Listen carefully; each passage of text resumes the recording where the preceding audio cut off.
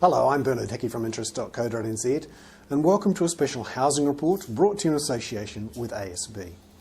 Today we want to have a look at one of the most important figures in our economy, the average 2-year fixed mortgage rate. This tells you what's really going to happen in the housing market, tells you what's happening in the economy more generally because we depend so much on the housing market. And you can see here, over the last few years, it has been very volatile.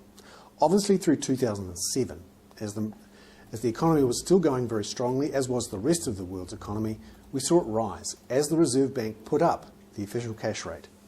And then, of course, we all know from July onwards last year, the global economy went into a sharp recession. And New Zealand had its own recession, partly because of the drought. That meant the Reserve Bank looked to cut the official cash rate. And also, wholesale interest rates started to fall quite sharply. And so we saw the 2-year fixed mortgage rate drop from almost 10% down towards 6%.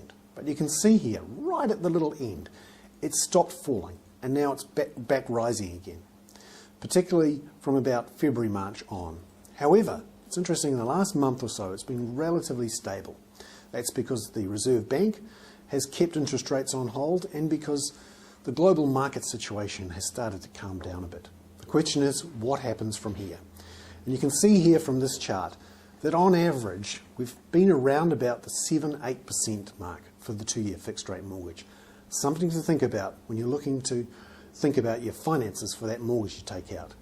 And you've got to think, can I afford it if it gets up to around 7 or 8% or even higher? Can I afford it? I'm Bernard Hickey. That was a special housing report brought to you in association with ASB.